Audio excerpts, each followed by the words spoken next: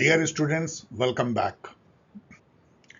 Yes, today is turn for my fourth semester NEP student जो मुझे बताया गया है कि दिल्ली यूनिवर्सिटी में 4 जून को, फिर SOL में जुलाई में और मेनी अदर यूनिवर्सिटीज में न्यू एजुकेशन पॉलिसी के जो UGC रिकमेंडेड सिलेबस हैं उस पर एग्जाम है। आई होप कि ये जो past year paper analysis series है जिसमें इस थीम को ग्लोबल पॉलिटिक्स को मैं आज चर्चा कर रहा हूँ, वो सभी मेरे स्टूडेंट जो different different exam semester exam देंगे डिफरेंट यूनिवर्सिटी में उनके लिए यूजफुल होगा। So let us begin without any much भूमिका। ये है सिलेबस NEP का, ग्लोबल पॉलिटिक्स का, जो DU and many other central university में फॉलो की जाती है, SOL में भी। फर्स्ट जो इसका 4 यूनिट इसमें है, लोकेटिंग ग्लोबल पॉलिटिक्स। इसका मतलब ये है, ये आपको बहुत वेग लग सकता है, इसका मायने ये है कि ग्लोबल पॉलिटिक्स के जो नॉर्म हैं, रूल्स हैं, जो फ्रेमवर्क है, पैराडाइम है, वो कहाँ से निकल के आते हैं। क्या केवल यूरोप देता है, जिसको हम यूरोसेंट्रिक व्यू कहते हैं, या इसका लोकेशन पास्ट में कहीं हमारा ओरिएंटल वर्ल्ड रहा है? क्या ये एशिया, अफ्रीका, चाइना, ये सब जो पूरा एरिया है जिसको ओरिएंटल वर्ल्ड कहते हैं, उसका भी कोई योगदान रहा है जो ग्लोबल पॉलिटिक्स के टेम्पलेट, रूल, नॉर्म्स में है? या आज के कंटेम्प्रेरी ग्लोबल पॉलिटिक्स में इनका क्या कंट्रीब्यूशन है? या जो ग्लोबल पॉलिटिक्स है वो क्या यूरो सेंट्रिक केवल है? क्या वही वेस्टफेलियन ट्रीटी से निकली है? और फिर जो ग्लोबल वैल्यूज हैं नेशन स्टेट के, इंटरनेशनल सिस्टम के, या लिबर्टी, राइट, जस्टिस, क्या उसी तरीके से जो है वॉर या पीस का जो कॉन्सेप्ट है जो यूरोप ने दिया है वही है? या कहीं इसमें जो है एशियन अफ्रीकन कंट्रीब्यूशन या ओरिएंटल वर्ल्ड का कंट्रीब्यूशन भी है? और आज के समय में क्या जो ग्लोबल साउथ है केवल रूल टेकर हैं या वो भी रूल मेकर की भूमिका निभाते हैं? इन सब पे आपको काफी कठिन ये टॉपिक हो सकता है, लेकिन आपको घबराने की जरूरत नहीं है क्योंकि इस पे इजी क्वेश्चन पूछे जाएंगे। यूनिट 2 जो है वो है changing nature of global politics. Again ये जो है ग्लोबल पॉलिटिक्स को डी यूरोसेंट्रिक व्यू से देखने की कोशिश है, डी सेंटर्ड व्यू से देखने की कोशिश है। इसके डिफरेंट डिफरेंट जो थीम दुनिया के डिफरेंट पार्ट्स में है उसको समझने की कोशिश करनी है। लाइक पहला थीम है globalisation to deglobalisation and post globalisation. Again यहाँ पे ग्लोबलाइजेशन को थोड़ा चूट किया गया है इस थीम में, इस बेसिस पे कि जो अभी का करंट ग्लोबलाइजेशन है, सभी कहते हैं कि ये वेस्टर्नाइजेशन है। एक्चुअली ये नियो लिबरल ग्लोबलाइजेशन है। जो वेस्टर्न नियो लिबरल थॉट है उसका पूरे दुनिया में प्रचार प्रसार जो है वही ग्लोबलाइजेशन है। जब हम डी ग्लोबलाइजेशन की बात करते हैं तो फिर वही बात आ जाती है कि वो ग्लोबलाइजेशन जो ओरिएंटल वर्ल्ड के थॉट से मिलता है, जो सभी कल्चर को अपने साथ लेके चलता है, जो लोकल कल्चर को बुलडोज नहीं करता है, जो ग्लोबलाइजेशन फ्रॉम बॉटम है, नॉट फ्रॉम टॉप है, उस ग्लोबलाइजेशन की बात डी ग्लोबलाइजेशन में की जाती है। डी ग्लोबलाइजेशन थोड़ा भ्रामक वर्ड है, मिसनोमर है, क्योंकि डी ग्लोबलाइजेशन का मतलब ये नहीं कि ग्लोबलाइजेशन को कोई हेट कर रहा है। ये अलग टाइप की ग्लोबलाइजेशन जो अभी मैंने एक्सप्लेन किया, local for global sort of. And post globalisation वही है कि यदि हम नियो लिबरल ग्लोबलाइजेशन से आगे निकल के देखें तो क्या दुनिया जो जो जो ग्लोबलाइज्ड होगी वो कैसे दिखेगी, जिसमें रीजनल कल्चर, रीजनल ऑर्गेनाइजेशन, जिसमें कि हर कल्चर का से होगा, हर तरह के व्यू का समावेश होगा, जो यूरोसेंट्रिक नहीं होगा, जिसमें कि फ्री ट्रेड को बुलडोज नहीं किया जाएगा, जिसमें स्ट्रक्चरल एडजस्टमेंट प्रोग्राम या वॉशिंगटन कंसेंसस जैसी जबरदस्ती वाली बात नहीं होगी, जहां पे कल्चरल इंपेरियलिज्म नहीं होगा। उस तरह की जो पोस्ट ग्लोबलाइज्ड वर्ल्ड कैसा होगा, इस पे चर्चा की बात है। सेकेंड थीम है जियो politics, Jio economics and Jio strategy. इसको तो चलिए आगे हम थोड़ा बहुत समझाएंगे भी, तो यहां हम इसको छोड़ देते हैं। फिर है टेरिटोरियलाइजेशन एंड डी टेरिटोरियलाइजेशन। मतलब देखिए, टेरिटोरियलाइजेशन मतलब क्या है? जब एक पूरी दुनिया हमको मिलती है और हम उसको इंडिया, USA, जापान, चाइना में बदल डालते हैं, हम बॉर्डर बनाते हैं, उस बॉर्डर को हम कहते हैं कि ये हमारा नेशन स्टेट है। उसी पे झगड़ते भी रहते हैं। अभी अरब इजराइल वॉर जो हो रही है उसी है कि हमारा टेरिटरी कहाँ है। इवन यूक्रेन और रसिया भी इसी पे लड़ रहा है। तो टेरिटोरियलाइजेशन जो है केवल यही नहीं है, ये मतलब कि एक तरह का नॉर्म, आइडियोलॉजी, आइडेंटिटी का भी एक ज्योग्राफिकल निरूपण है कि एक भूभाग पे रहने वाले लोग एक तरीके से सोचते हैं, हमारा अपना नॉर्म है, हमारा वैल्यू बिलीफ सिस्टम इस टेरिटरी पे लागू होता है। जो डेविड स्टन कहते हैं ना, ऑथोरिटेटिव एलोकेशन ऑफ वैल्यू, वो हमारा इस टेरिटरी पे चलता है। तो इसको भी मतलब एक फिक्स टेरिटरी का जब नाता पर्टिकुलर आइडियोलॉजी से हो जाता है, पर्टिकुलर नॉर्म से हो जाता है, पर्टिकुलर कल्चर से हो जाता है, पर्टिकुलर सिविलाइजेशन से हो जाता है, तो वो भी टेरिटोरियलाइजेशन है। मतलब जब आप एक टेरिटरी, चाइनीज टेरिटरी में घुसते हैं तो आपको लगता है कि एक अलग कल्चरल दुनिया में घुस रहे हैं, लाइक दैट। डी टेरिटोरियलाइजेशन जो है जस्ट उसका उल्टा है। यदि आप चाइना में भी जाएं और आपको फील हो कि नहीं, आप किसी अलग कल्चरल टेरिटरी में नहीं आए, अलग नॉर्म, अलग प्रैक्टिसेस में नहीं आए हैं, अपार्ट फ्रॉम कि अलग बॉर्डर कंट्रोल, अलग वीसा, वो तो एक हार्ड पार्ट है टेरिटोरियलाइजेशन का। जो सॉफ्ट पार्ट है, जो जहाँ पे कि norm, identity, culture, thought, believe, value system आता है, यदि वो हर जगह एक जैसा दिखे, आपको लगे कि कहीं कोई आपको ब्रेक नहीं लग रहा है, तो ये जो दोनों तरीके से आपको बॉर्डर फील ना हो, कहीं कोई वीसा, कोई बॉर्डर पुलिस, कोई बॉर्डर चेक, वो कम से कम फील हो, और यदि आपको कल्चरली भी कोई चेंज ना लगे, जैसे मान लीजिए कि आप यदि सोशल मीडिया पे जाते हैं और आप ट्विटर पे ट्वीट करते हैं तो आपको बॉर्डरलेसनेस फील होता है, मतलब डीटेरिटोरियलाइजेशन फील होती है। वहाँ पे जो चाइनीज जो लोग हैं वो भी उसी तरीके की बातें करते हैं जैसे कि आप कर रहे होते हैं, और आपको कोई बॉर्डर का फीलिंग नहीं होती है। यदि आप पैसे भेज रहे होते हैं बॉर्डर के अक्रॉस, इलेक्ट्रॉनिक पैसे, तो आपको वहाँ भी बॉर्डर फील नहीं होता है, वहाँ भी फिजिकल कोई बाउंड्री का। तो इन्फॉर्मेशन में, पैसे भेजने में, ग्लोबल सप्लाई चेन में भी डीटेरिटोरियलाइजेशन हो गई, आइडियाज, थॉट, आइडियोलॉजी में भी ये भी एक मूवमेंट चल रहा है। देन फाइनल इसमें है cultural frame of the global politics. इसको ऐसे समझिए कि कल्चर का क्या रोल है ग्लोबल पॉलिटिक्स में। इसको तो बहुत अच्छे से जो है सैमुअल हंटिंगटन ने अपने क्लास ऑफ सिविलाइजेशन थेसिस में डिलीनिएट किया था, जहां उन्होंने कहा था कि 21st सेंचुरी में जो ग्लोबल कन्फ्लिक्ट होगा वो कल्चर एंड सिविलाइजेशन के बेसिस पे होगा, ना कि नेशन स्टेट के आइडेंटिटी के बेसिस पे होगा। तो कल्चर का रोल जो है अब काफ़ी जो है बहुत इम्पोर्टेंस माना जाता है ग्लोबल पॉलिटिक्स में, क्योंकि ये माना जाता है कि जो रिलेशन होते हैं नेशन के, वो कल्चरल पर्सपेक्टिव से ही गाइडेड होते हैं।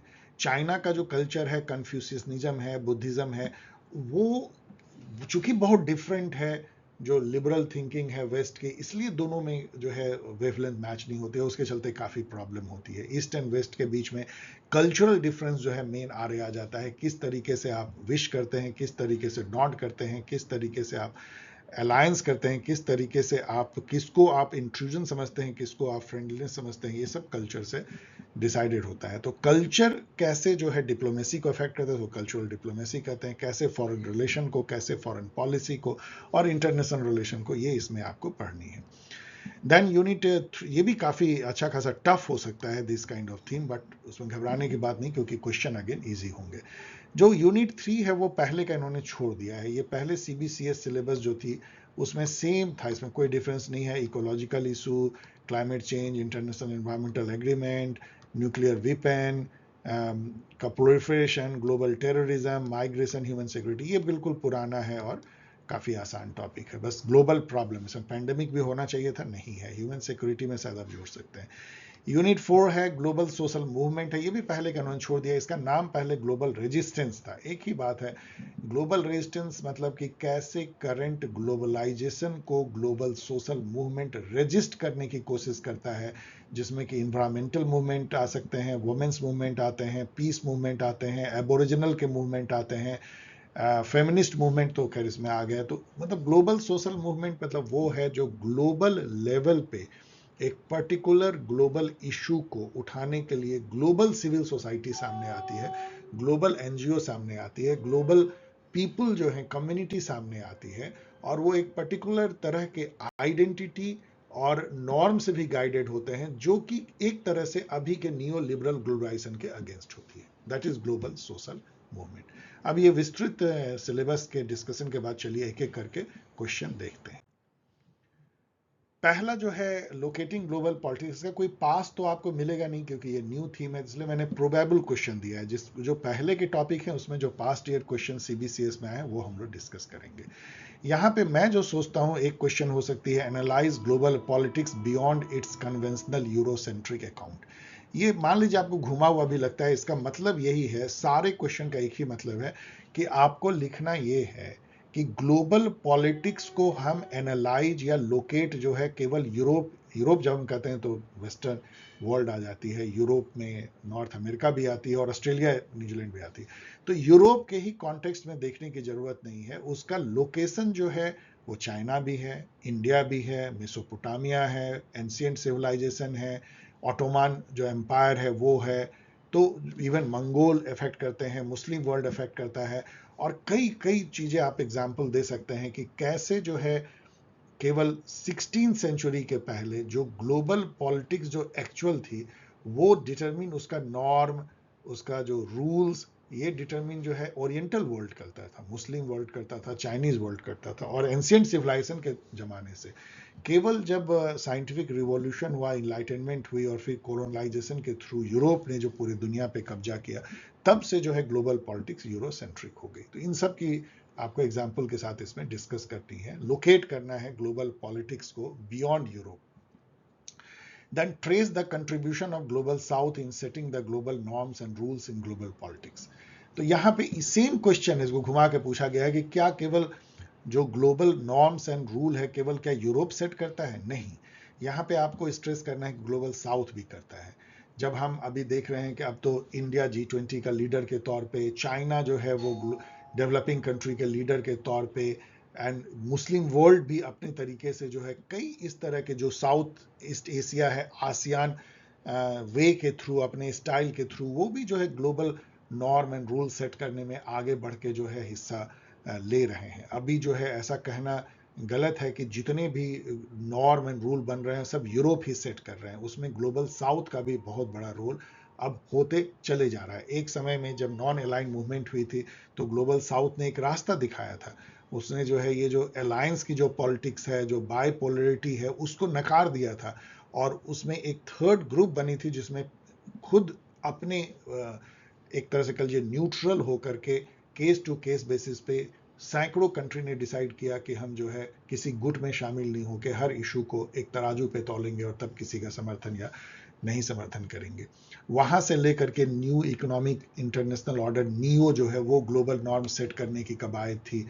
बाद में जो ग्लोबल गवर्नेंस में भी WTO और IMF में भी ग्लोबल साउथ ने काफ़ी रजिस्ट किया कि उनकी भी आवाज़ को सुनी जाए, उसमें काफ़ी चेंजेस भी ग्लोबल गवर्नेंस में हुए हैं। आज के समय में यदि आप देखेंगे, जो आप एग्जाम्पल दे सकते हैं कि वर्ल्ड बैंक का जो हेड है वो एक इंडियन है, मिस्टर बंगा है, अजय बंगा आई थिंक, और जो वर्ल्ड हेल्थ ऑर्गेनाइजेशन के भी जो है वो एक अफ्रीकन कंट्री के जो हैं वो हेड कर रहे हैं, और WTO की भी जो हेड हैं वो एक, मुझे लगता है शायद अफ्रीकन जो है वो लेडी हैं, वुमेन हैं, वो कर रही हैं, और वुमेन जो हैं वो IMF को भी हेड कर रही हैं। तो जो थर्ड वर्ल्ड कंट्री है या जो दबे कुचले लोग हैं या मार्जिनलाइज हैं, वो अब इन ग्लोबल गवर्नेंस की जो संस्था है उसमें उनकी आवाज़ भी सुनी जाती है, उसको हेड भी करते हैं, और दुनिया जो है वो जो जो नॉर्म अपना रही है उसमें ग्लोबल साउथ का भी कंट्रीब्यूशन डेफिनेटली है, G20 के थ्रू एंड डिफरेंट जो ग्लोबल फोरम है यूनाइटेड नेशन उसके थ्रू। तो ये सब आपको इसमें लिखनी है। The discourse of global politics has been Eurocentric. Of course जो हमें नैरेटिव दी गई है कि वेस्टफेलियन ट्रीटी से जो है वो मॉडर्न नेशन स्टेट सिस्टम उभर के आता है, और फिर कैसे जो है लीग ऑफ नेशन बनता है और कैसे यूनाइटेड नेशन बनती है, सब कुछ European war, European peace and all, European thought, realism, liberalism, constructivism, सारे European thought. In the light of this statement, discuss the historical contribution of Oriental world in the global politics. तो historically आपको एक sketch करना है जो आपको reading material में काफ़ी है कि एंशियंट टाइम्स में चाइनीज सिविलाइजेशन ने, Indus valley civilization, Mesopotamian civilization, Muslim civilization ने कैसे जो है ग्लोबल पॉलिटिक्स को शेप किया था, और वो चलता रहा था काफ़ी समय तक, मतलब 14-15 सेंचुरी तक चलता रहा, और उसके बाद जाके वो ध्वस्त होता है जब यूरोप में scientific revolution, reformation movement, enlightenment और फिर कोलोनाइजेशन होता है। The discourse of hegemony of Western world in global politics has been a recent historical phenomenon. यही बात मैं कहना चाहता हूँ कि ये 16th-17th सेंचुरी की बात है जब कोलोनाइजेशन शुरू हुआ और यूरोप ने जो है एक तरह से मिलिट्री वर्चस्व पूरी दुनिया पे एस्टैब्लिश किया, और फिर कल्चरल वर्चस्व जो अभी भी जारी है।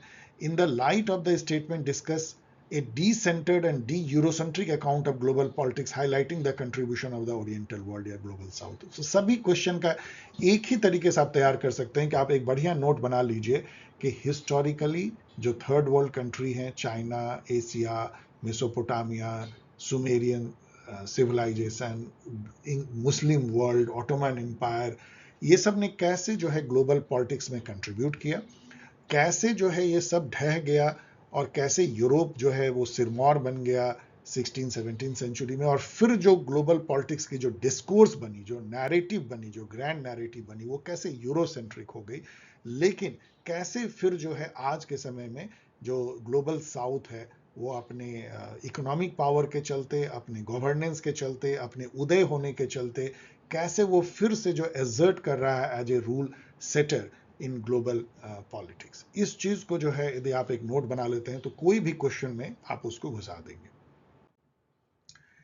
अब आइए जो डिफरेंट समस्याएं हैं वो वाला पोर्शन हम पहले कर लेते हैं। फर्स्ट लीजिए इन्वायरमेंट एंड क्लाइमेट की जो ग्लोबल प्रॉब्लम है, जो ग्लोबल कॉमन प्रॉब्लम कहते हैं, जो मिल के ही आप सॉर्ट आउट कर सकते हैं, अलग से आप नहीं कर सकते हैं इसको। 2023 ये CBCS सब की क्वेश्चन है। Environmental degradation has become the global challenge. कौन बोलेगा नहीं, तो आसान है।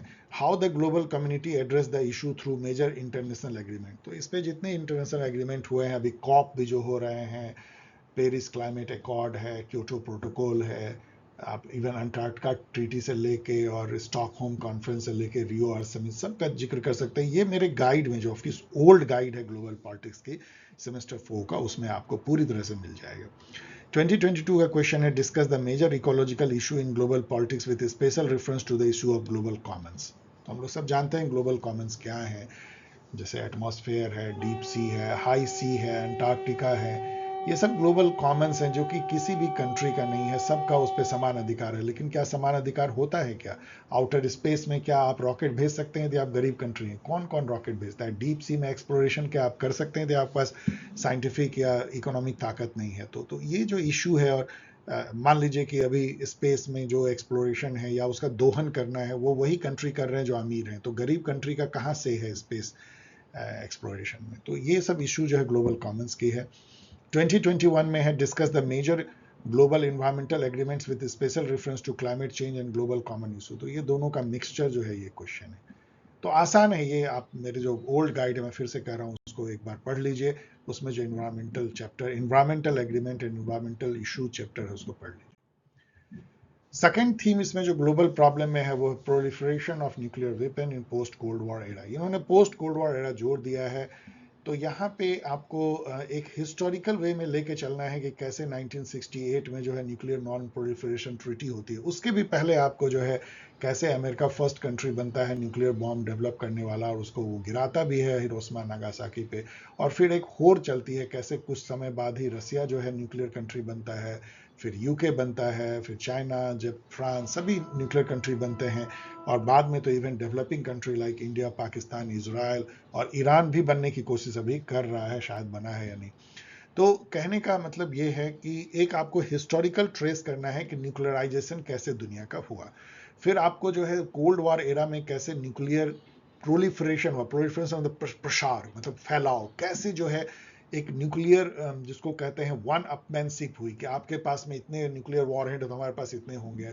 यूएसए एंड यूएसएसआर कैसे एक न्यूक्लियर जिसको आप कह सकते हैं आर्म रेस में वो लोग पड़ गए, और उससे दुनिया कैसे ब्रिंक पे पहुंच गई थी, जिसको क्यूबन मिसाइल क्राइसिस कहते हैं, वो भी आप डिस्कस कर सकते हैं।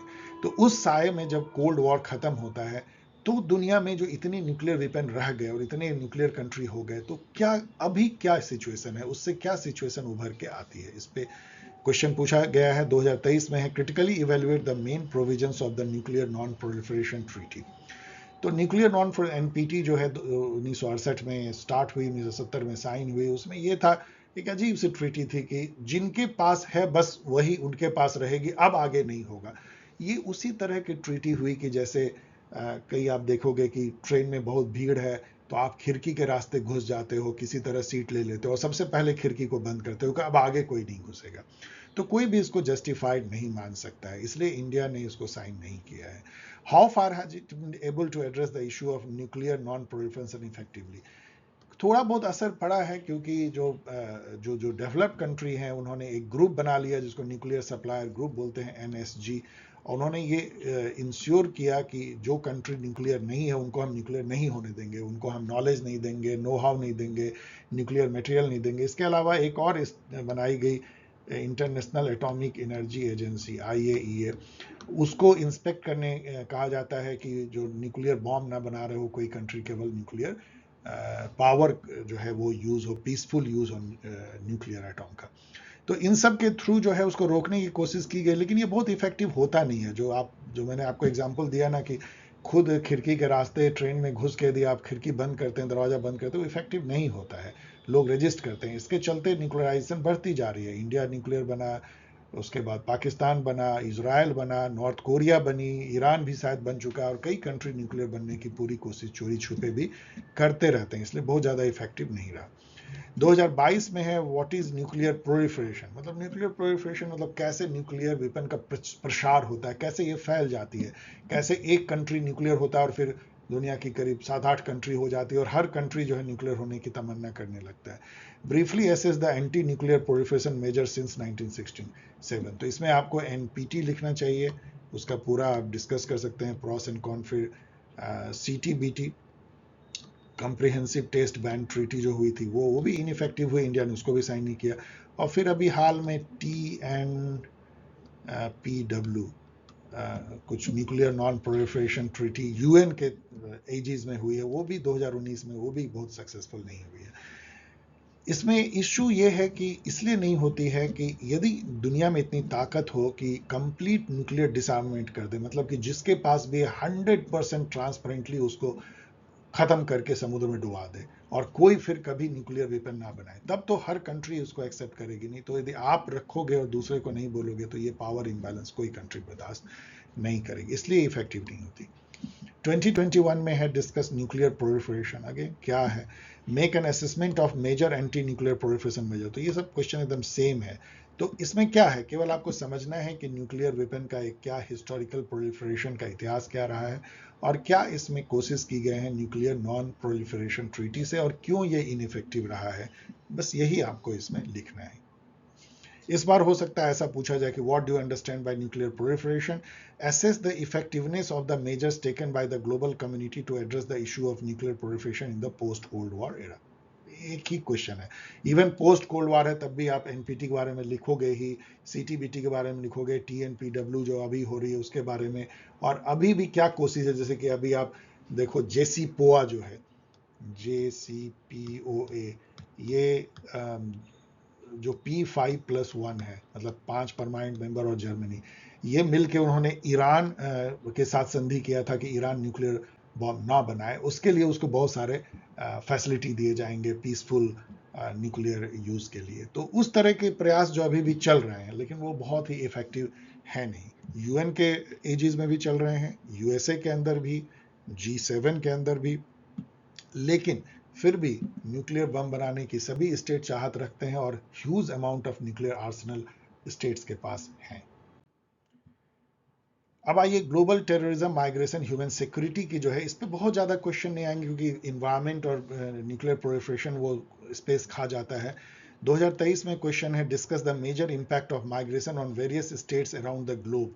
तो माइग्रेशन जो है क्या है, जब एक जगह से लोग उठ के दूसरी जगह जाके बस जाते हैं, ये इंट्रा कंट्री भी हो सकती है, इंटर कंट्री भी हो सकती है। आपको पता है अभी इंडिया में जो पिक्चर भी बनी, द डंकी रूट से लोग माइग्रेट करते हैं अपनी जान की बाजी लगा के। अभी हाल में मैं वियतनाम गया था, वहाँ पे मुझे बताया गया कि जब वियतनाम वॉर के बाद वियतनाम इतनी गरीब हो गई थी कि लोग एक दूसरे से ग्रीटिंग में पूछते थे कि भात खाया क्या, ये वहाँ की ग्रीटिंग होती थी, क्योंकि लोग जो है भूख से मर जाते थे, लाखों लोग मरे भूख से। वैसे कंडीशन में वो भी डंकी रूट की तरह जो है वो बोट पे सवार होकर कोई वो साउथ चाइना सी के पास में, वहाँ से वो हांगकांग और फिर उसके होते हुए ऑस्ट्रेलिया और दूसरी कंट्री में भागने की कोशिश करते थे, उनको पकड़ पकड़ के फिर वापस कर दिया जाता, तो उसमें लाखों लोग मर जाते थे। इनफैक्ट 90% लोग इस माइग्रेशन में मर जाते थे। तो ये हमेशा से होता रहा है, सदा से जो है, जो एक पुश एंड पुल फैक्टर रहा है। कहीं पे बहुत विभिषका हो गई, सीरिया में कोई इस टाइप की हो जाएगी, अभी जो गजा में जैसा हो रहा है, यूक्रेन में हो रहा है, तो वहां से पुश के चलते माइग्रेशन होती है।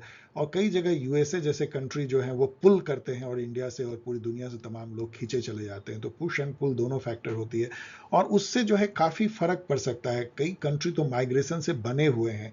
अमेरिका, यूएसए उसका उदाहरण है, जो पूरी तरह माइग्रेंट लोगों की कंट्री है। ऑस्ट्रेलिया, न्यूजीलैंड पूरी तरह से माइग्रेंट लोगों की कंट्री है।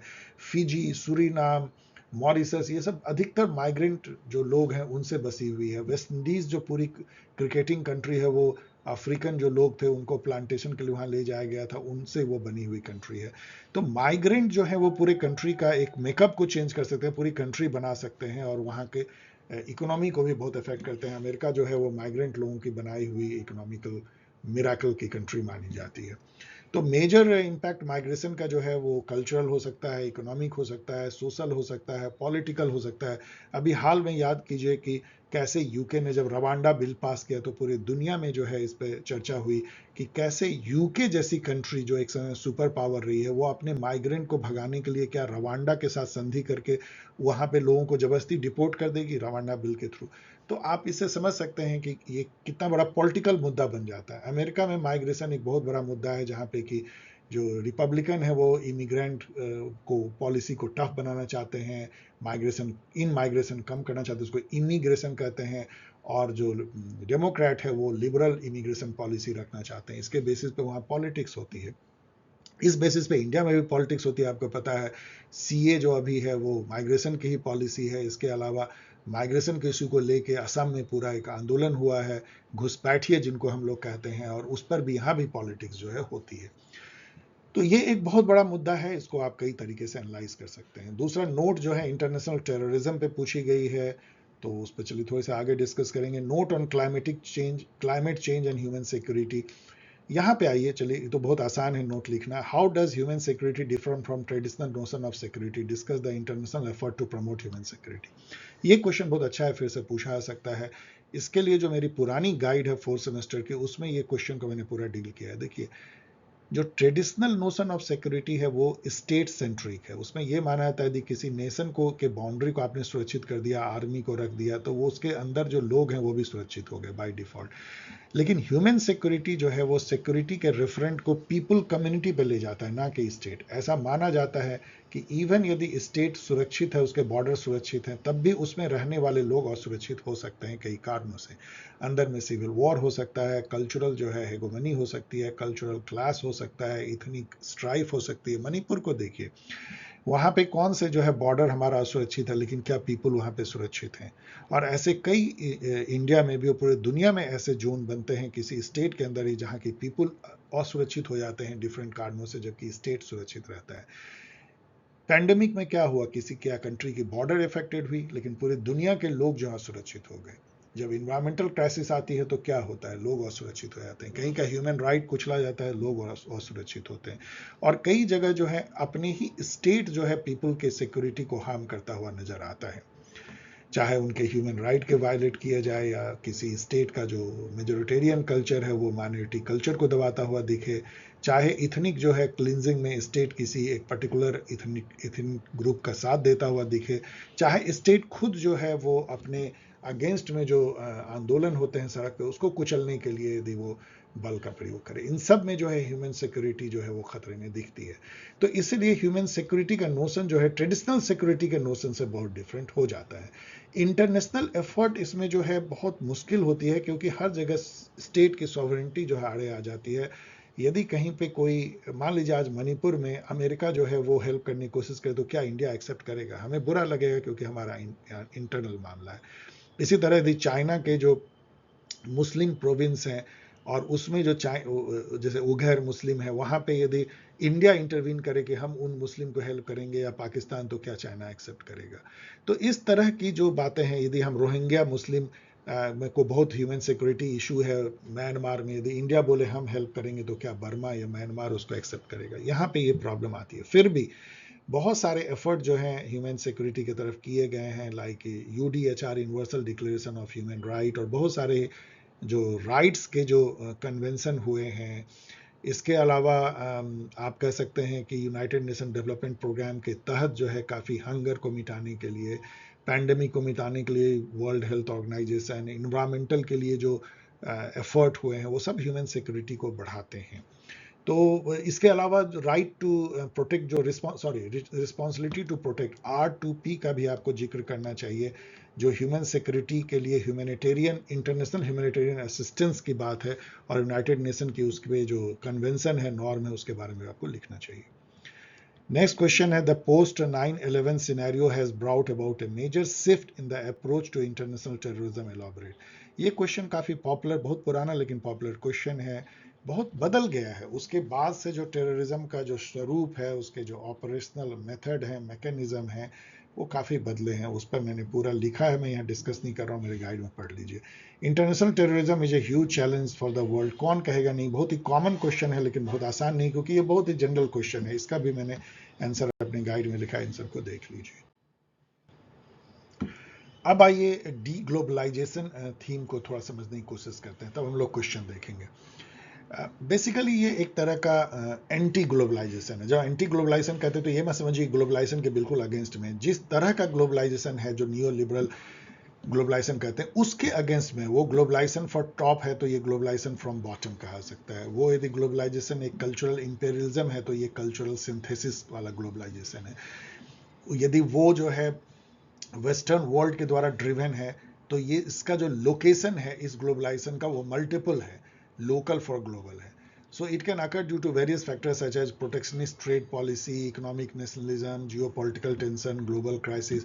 इन सब के चलते जो है डी ग्लोबलाइजेशन हो सकता है। मतलब ग्लोबलाइजेशन डी लोकेट हो जाता है, डी सेंटर्ड हो जाता है, उसके कई कई जगह से वो निकलने लगता है और इस तरह का जो ओवर आर्किंग जो वेस्टर्न ड्रिवन ग्लोबलाइजेशन है उससे वो हट जाता है। डी ग्लोबलाइजेशन में involve increase barrier to trade, उस फॉर्म में आ सकता है। वो रीजनल अलायंस बना के लोग आपस में रीजनल ट्रेड करने लगे, आसियान कंट्री, और रिस्ट्रिक्शंस बढ़ा दें, वो आ सकता है। सेल्फ रिलायंस की जो है वो बढ़ सकती है, जैसे इंडिया आत्मनिर्भर भारत जैसे चलाने लगता है और मैन्युफैक्चरिंग को जो है अपने यहाँ करने लगता है, लोकेट करने लगता है। इंटरनेशनल कोऑपरेशन, इंटरनेशनल ट्रेड घट सकती है, थोड़े से बैरियर जो है वो ट्रेड की बैरियर बढ़ाई जा सकती है, इकोनॉमिक डिसइंटीग्रेशन हो सकता है और एक तरह का एक बैक ट्रैकिंग हो सकती है, बैक स्लाइडिंग जिसको कहते हैं, वो भी हो सकती है ग्लोबलाइजेशन पे। इसके जो फैक्टर्स हैं वो बहुत जगह जो पॉपुलिस्ट नेशनलिज्म है वो भी है, राइट विंगिस्ट पॉलिटिक्स भी है जिसमें कि नेशनल प्राइड को जो आगे बढ़ाया जाता है, टेरिटोरियलाइजेशन को जो है अच्छा माना जाता है और प्रोटेक्शनिस्ट पॉलिसी को लोग गर्व से देखते हैं। ट्रेड वॉर और जियोपॉलिटिकल टेंशन भी हो सकती है। कंसर्न अबाउट ग्लोबलाइजेशन के चलते जो जॉब लॉस हुई है, बिजनेस लॉस हुई है, इनकम इनइक्वलिटी हुई है, उसके चलते भी डी ग्लोबलाइजेशन हो सकता है। और जो पैंडेमिक है वो भी डिसरप्ट कर सकते हैं ग्लोबलाइजेशन को, और वॉर भी जो है जैसे अभी वॉर चल रही है वो भी डीग्लोबलाइजेशन को हवा दे सकती है। इसको कैसे टैकल करेंगे? एक है कि आप सेल्फ रिलायंट बने, नेबरहुड फर्स्ट पॉलिसी अपनाएं और रीजनल अलायंस करें, तो एक तरीके से आप यदि डीग्लोबलाइज होता है तो आपको एक फॉल बैक ऑप्शन जो है रहती है और अपनी स्ट्रैटेजिक ऑटोनॉमी को बनाए रखें। इंडिया मुझे लगता है कि लगभग इन सब पे अच्छा काम कर रहा है।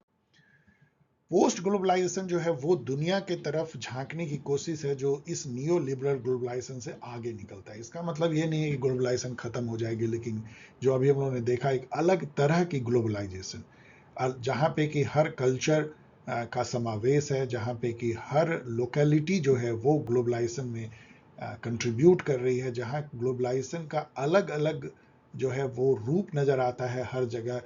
कल्चरल हेट्रोजेनाइजेशन है, हाइब्रिड कल्चर है, ना कि कल्चरल होमोजेनाइजेशन, जहाँ कल्चरल इंपेरियलिज्म ना होकर के कल्चरल रिकॉग्निशन है। उस टाइप की दुनिया की परिकल्पना पोस्ट ग्लोबलाइजेशन है। तो इसको आप पढ़ लीजिएगा, मैंने लगभग कह दिया है, ये आप टेक्सचुअल है तो आप इसको पढ़ लीजिए, इन सब को पढ़ लीजिए। ऑफ कोर्स इससे एक खतरा ये है कि ये जो है ज़्यादा फ्रेगमेंटेड वर्ल्ड दिख सकता है, जहाँ रीजनल ब्लॉक डोमिनेट करेंगे ट्रेड एंड सिक्योरिटी अरेंजमेंट को। नाउ एक और जो टॉपिक आपको दी गई है उसको भी थोड़ा चर्चा कर लेते हैं, वो है जियो politics, Jio economics and Jio strategy. जैसे आप देख सकते हैं ये ज्योग्राफी का पॉलिटिक्स में, इकोनॉमिक्स का पॉलिटिक्स में कैसे रोल होता है इस पर है, और इन दोनों के चलते क्या आप स्ट्रैटेजी बना सकते हैं जिससे कि आप ज्योग्राफी और इकोनॉमी का जो पॉलिटिक्स में रोल है उसको अपने नेशनल इंटरेस्ट के लिए यूज कर पाए। यही है पूरा का पूरा इसका मायने। जियो पॉलिटिक्स का मतलब है कि कैसे ज्योग्राफी पॉलिटिक्स को अफेक्ट करती है। इसका सबसे अच्छा एग्जाम्पल है कि देखिए रसिया जो है हिस्टोरिकली कैसे अपने ज्योग्राफी को यूज करता है। जब नेपोलियन ने उस पर अटैक किया था तब भी रसिया ने अपनी डीप ज्योग्राफी के चलते उसको हराया था। इसी तरीके से जब हिटलर अटैक करता है तब भी डीप ज्योग्राफी, क्योंकि रसिया इतना विशाल कंट्री है कि उसको पूरा आशा है कि उसको कोई जीत नहीं सकता, यदि उसके अंदर कोई घुसेगा तो वो धस करके रह जाएगा। तो इस तरह के ज्योग्राफी का यदि आप पॉलिटिक्स में यूज करते हैं, अमेरिका देखिए ज्योग्राफी को कैसे यूज करता है। अमेरिका को पता है कि किसी कंट्री से उसका कोई लैंड बॉर्डर नहीं है एक्सेप्ट मैक्सिको, जो कि एक बहुत पुअर कंट्री है, वो उस पर अटैक नहीं कर सकता है। तो उसको पानी के रास्ते से ही कोई कंट्री अटैक कर सकता है। इसलिए आप अमेरिका हमेशा अपने को बहुत स्ट्रांग और सुरक्षित समझता है, क्योंकि उसको लैंड बॉर्डर है ही नहीं। इसीलिए वो कौटिल्य की भाषा में उदासीन कंट्री बना रह सकता है और मोस्ट पावरफुल कंट्री भी हो सकता है। तो वो अपनी ज्योग्राफी को यूज करता है। आप देखिए कि जो है मिडिल ईस्ट कैसे अपने ज्योग्राफी को यूज करता है, क्योंकि मिडिल ईस्ट के पूरे कंट्री जो है दो तरीके से ज्योग्राफी को यूज करते हैं। एक तो उनके पास ज्योग्राफिकली जो है तेल निकल आया, तो उसके चलते उन्होंने दुनिया पे एक तरह से अपनी जो वर्चस्व बनाई, और दूसरा कि वो यूरोप और एशिया को जोड़ते हैं स्वेज कैनल के थ्रू, मेडिटेरियन सी के थ्रू। तो उसका भी समझिए अभी हुती भी उसका यूज कर रहे हैं कि वो गोले बरसाते हैं जब कोई रेड सी से गुजरता है, क्योंकि ज्योग्राफिकली वो उस पोजीशन को वो होल्ड करते हैं। तो जियो पॉलिटिक्स इसी को कहते हैं कि कैसे ज्योग्राफी जो है वो आपके पॉलिटिक्स को अफेक्ट करता है। So it examines how geographical features such as location, natural resource, terrain, and borders influence the behavior of a state and the dynamics of international relation. And Jio political factor क्या हो सकते हैं? Location आपका कहाँ है, natural resource कितना है, land and C border क्या है। लैंडलॉक कंट्री का फॉरेन पॉलिसी और पॉलिटिक्स बहुत अलग होता है जो सी कंट्री होते हैं। ज्योग्राफिक फीचर्स लाइक माउंटेन और रिवर वो भी बहुत बहुत ज़्यादा आपको इफेक्ट करता है।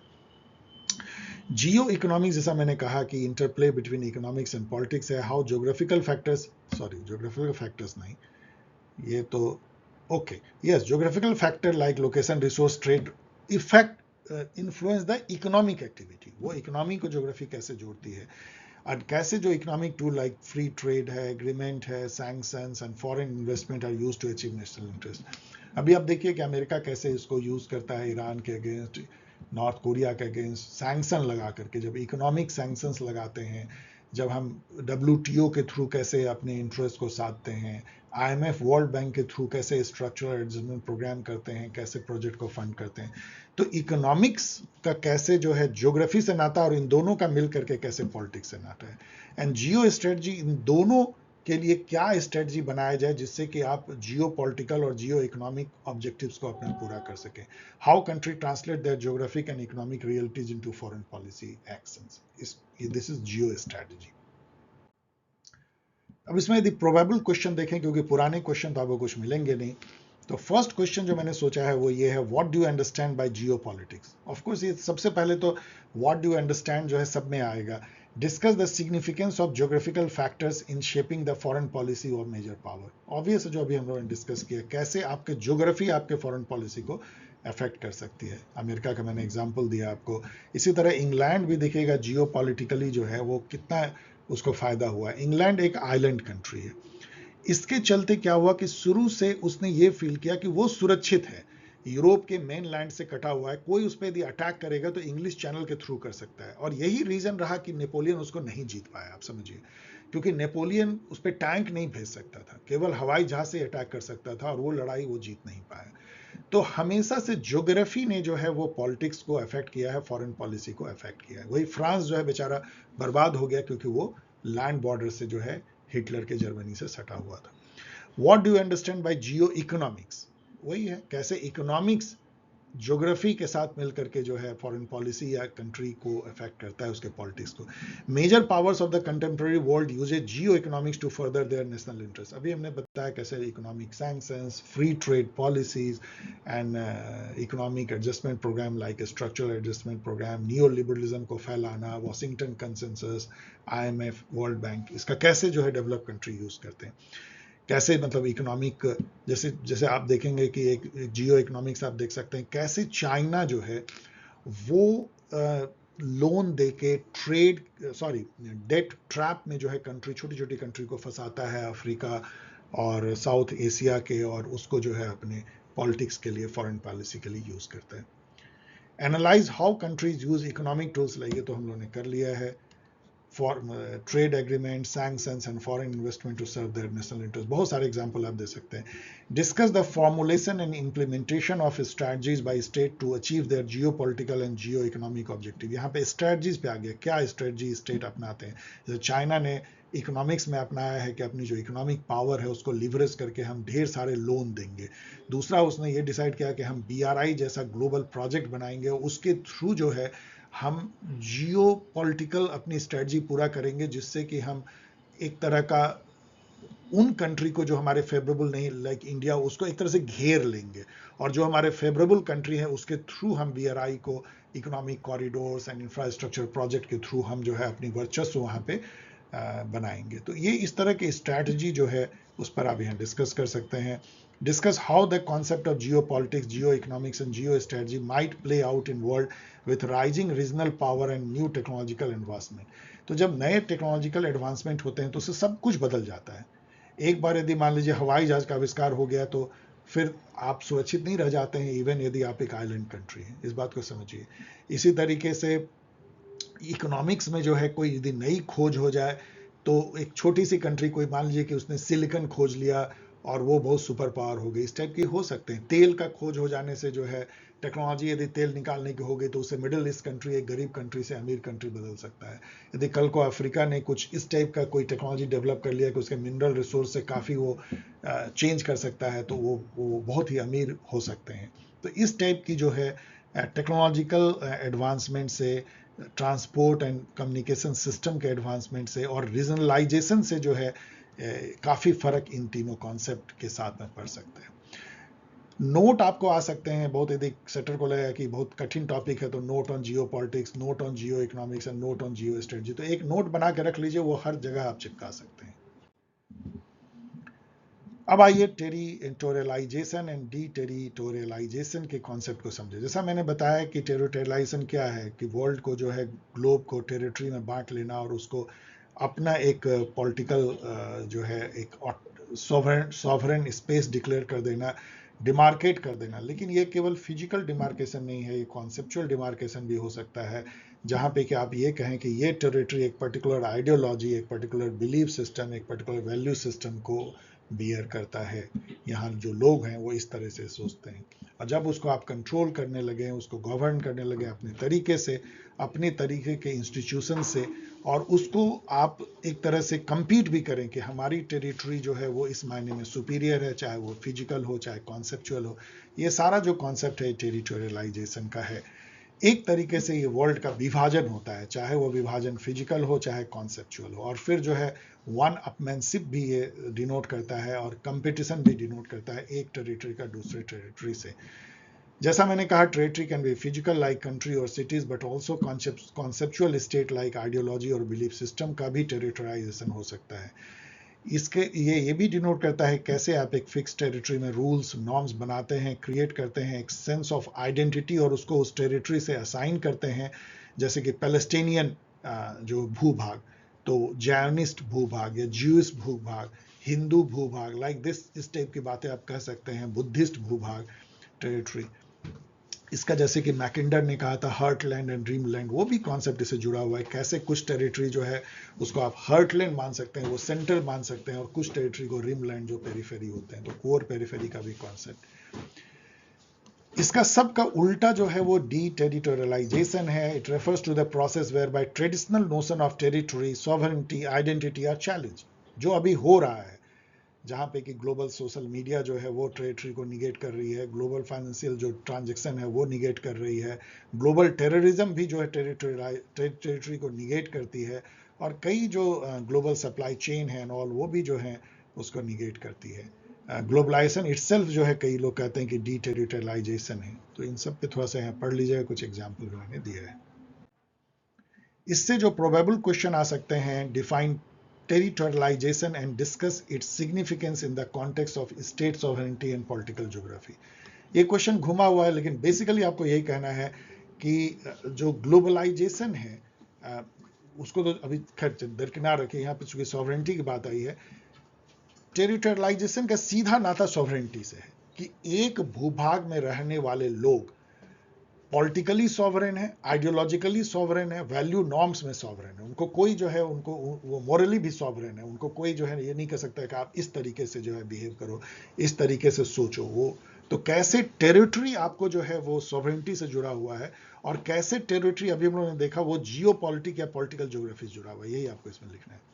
Assess the impact of globalization on territorialization. Of course globalization ने इसको dilute किया है, deterritorialization लाया है, उसने जो है नेशन स्टेट के बाउंड्री के कॉन्सेप्ट को खत्म किया, और इवन आइडियोलॉजिकल या कॉन्सेप्चुअल जो बाउंड्री है उसको भी उसने ध्वस्त करने का काम किया है through global social media, information and communication technology and global supply chain, global financial transaction and all.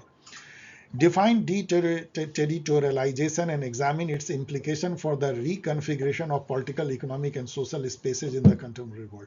बहुत बदल गया अभी। यदि आप देखोगे दुनिया को तो आपको कई जगह आपको दिखेगी कि ये जो जो टेरिटोरियलाइजेशन था या जो डिवीजन था ग्लोब का, कॉन्सेप्चुअल है फिजिकल, वो एक तरीके से खत्म हो गया। एक ग्लोबल जो है स्पेस उभर के आता है जिसको कि आप नेशन स्टेट नहीं मान सकते हो। वो जैसे कि ग्लोबल सोशल मीडिया को क्या कहोगे, कोई नेशन स्टेट है, वहां पे हर तरह के व्यू दिखते हैं, हर तरह के लोग, हर तरह के कल्चर, और वो आपस में जो है एक्सचेंज करते हुए पाए जाते हैं। आप यदि कहीं का एयरपोर्ट देखो पूरे वर्ल्ड का तो आपको एक जैसा दिखेगा, कहीं का सिटी सेंटर आप देखो तो एक जैसा दिखता है। उसको आप जिस तरीके से भी देखो तो एक ऐसी स्पेस उभर के आती है जो ग्लोबल डिवीजन या टेरिटोरियलाइजेशन से जो है डिफरेंट है।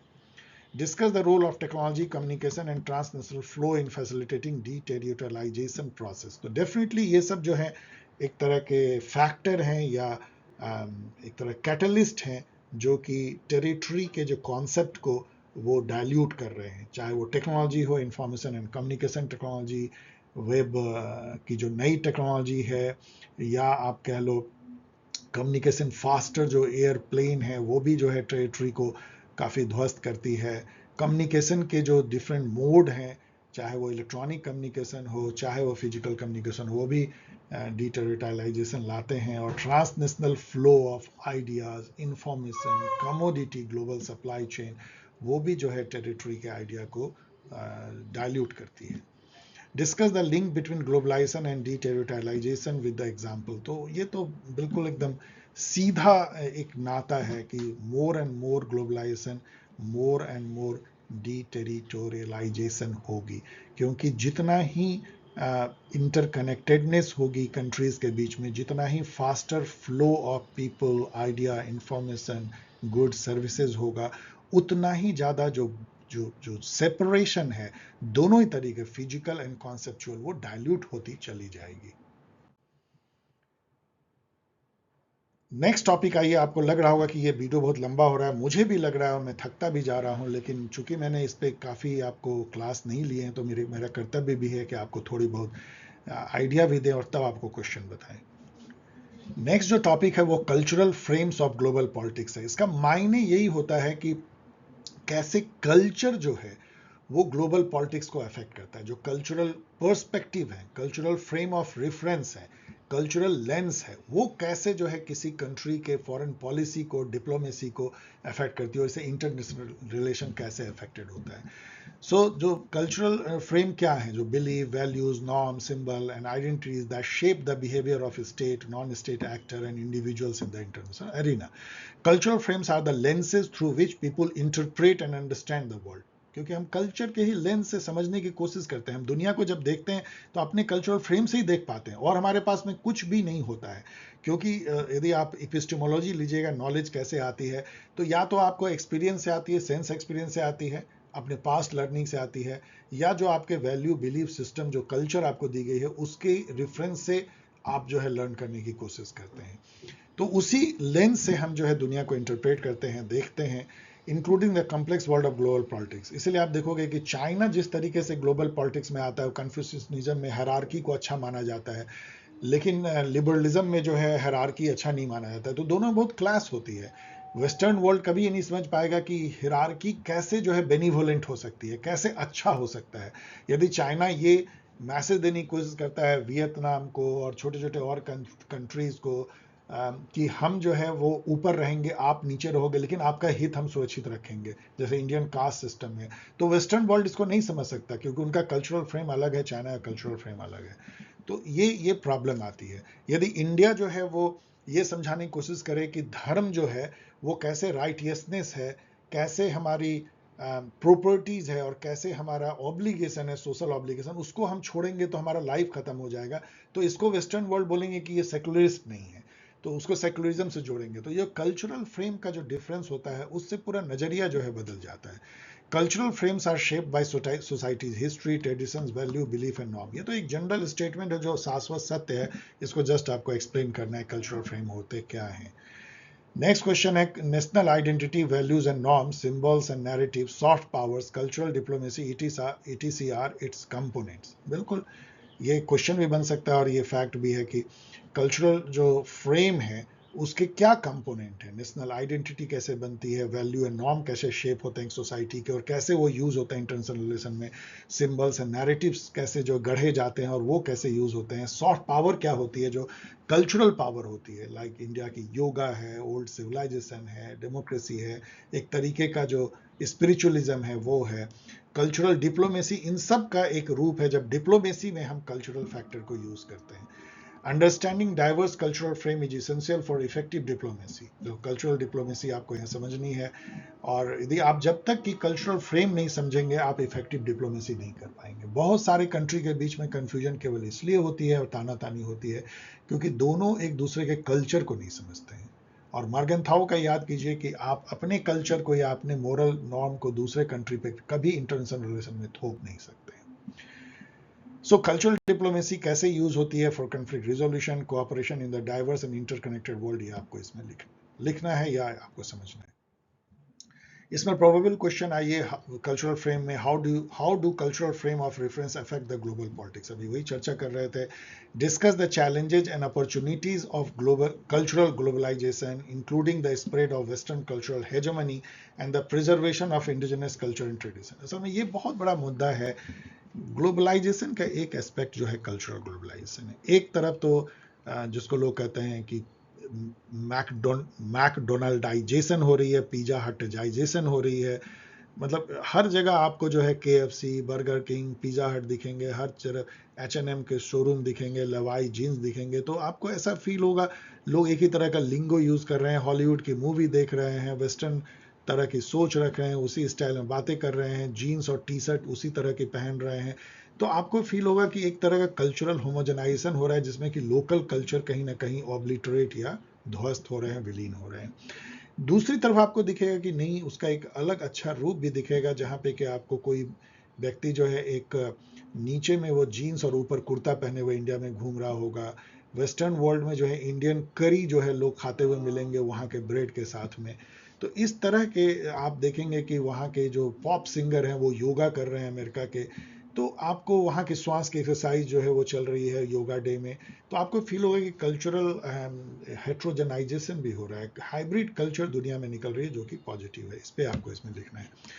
Discuss the concept of cultural power in international relation. जो सॉफ्ट पावर है, cultural power, how do country use their cultural product, language and values to influence their notions and shape the global order. Definitely ये एक अलग ही पूरा मुद्दा है क्योंकि India भी अपने कल्चरल पावर को यूज करता है, जो मैंने कहा ऐसे कि योगा को, अपने कल्चर एंड सिविलाइजेशन को, स्पिरिचुअलिटी को, और हर कंट्री अपने उसको यूज करती है। चाइना भी यूज करता है। अभी देखिए चाइना ने कैसे कल्चरल डिप्लोमेसी किया। पांडा जो है वो जाइंट पांडा, वो अमेरिका को गिफ्ट देके डिफरेंट डिफरेंट कंट्री गिफ्ट करते हैं।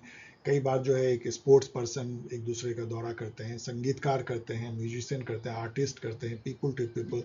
कल्चरल डिप्लोमेसी जो है वो एक तरह का ट्रैक टू डिप्लोमेसी है जिसमें कि ऑफ द ट्रैक डिप्लोमेसी की जाती है कल्चर के माध्यम से, कल्चरल एक्सचेंज के माध्यम से। तो उसका आप बहुत सारा एग्जाम्पल दे सकते हैं सॉफ्ट पावर का।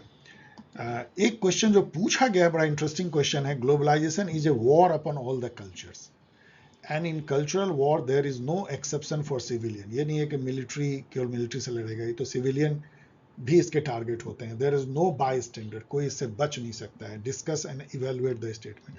ये देखने में क्वेश्चन जो है आपको कठिन लगेगा, बेसिकली ये सेम क्वेश्चन जो यहाँ पे है कि कल्चरल होमोजेनाइजेशन क्या समस्या है कल्चरल ग्लोबलाइजेशन के दौर में, उसको आपको उभारना है, लिखना है, और उससे कैसे हम बच सकते हैं, कैसे उसको हम कल्चरल हेट्रोजेनाइजेशन में बदल सकते हैं, ये आपको लिखना है।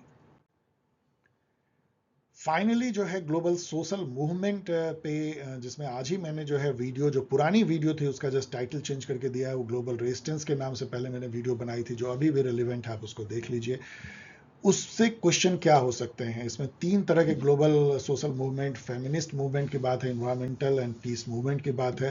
पहला क्वेश्चन जो आया हुआ है वो है, critically discuss the impact of global resistance on international politics with special reference to global social movement.